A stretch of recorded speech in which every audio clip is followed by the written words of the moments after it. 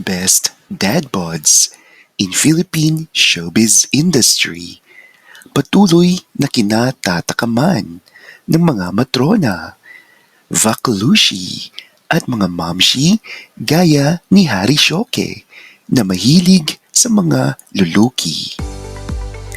Una sa ating listahan, ang edad 46, may taas na 5 feet 10 inches, may 2 anak, at punong-puno ng gatas, Wendell Ramos.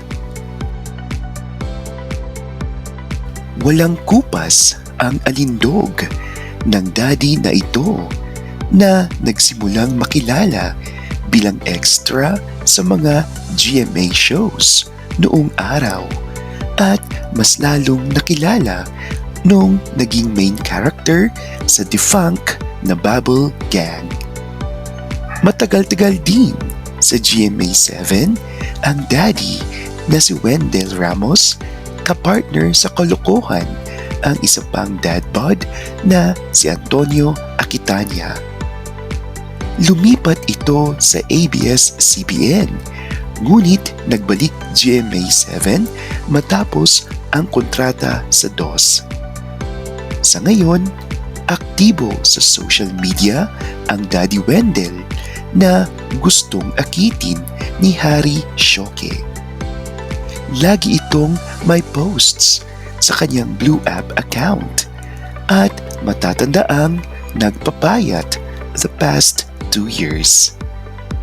For me, mas bagay sa kanya ang medyo chubby na pangangatawan dahil dun siya nagustuhan ng mga uhaw sa katawan ng lalaki gaya ni Mamshi Shoke. Pero sabi nga niya sa kanyang isang post, he feels better with how he looks. Kaya hayaan na natin siya kung saan siya liligaya. Ating silipin ang ilan sa kanyang mga larawan.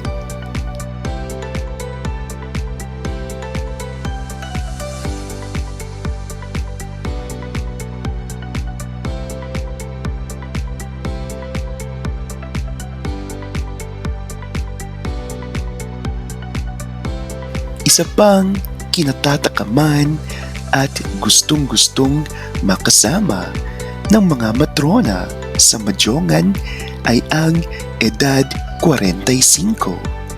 May taas na 5 feet 8 inches mula Maynila, Luis Alandi.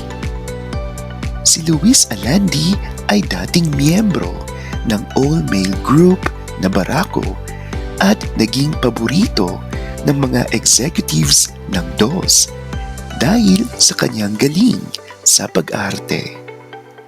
Ang hunk daddy na si Luis ay matagal na nirahan sa ABS-CBN. Kabi-kabilaan din ang kanyang naging shows sa DOS at ang pinakatumatak sa isipan ng mga vaklushi at matrona ay ang kanyang pagganap bilang ama ng malditang si Andrea Brillantes sa teleseryeng Kadenang Ginto. Sa kasalukuyan ay aktibo din ito sa social media gaya ni Daddy Wendell. Daddy Wendell. Nagkaroon siya ng ex-girlalus, ngunit nanatiling unmarried ang 45-year-old hunk mula Maynila. Luis Alandi is currently in a relationship with his longtime girlfriend at mukhang masaya naman sila sa isa't isa.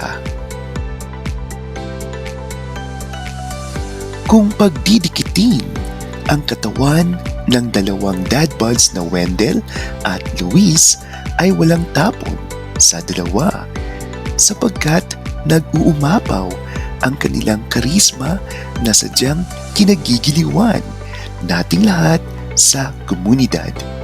Di ba nga ka-Star Buzzers? Kung kayo ang papipiliin, sino sa dalawa ang nais niyong makasamang magburakay this long vacation? Is it Daddy Wendell, Daddy Luis, or both? I-comment mo na yan below and laging tandaan.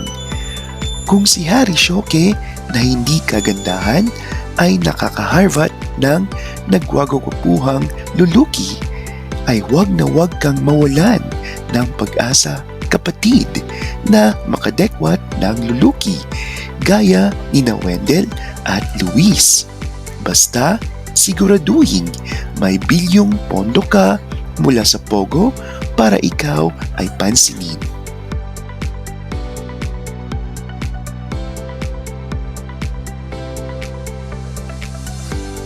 Sa mga fans ni Ma'am Shiroke ay huwag po kayong magagalit pag ginagamit ko siya sa ating contents sapagkat paborito ko siya pagdating sa panlalalaki.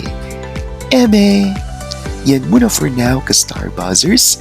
Stay gorgeous and have a good one.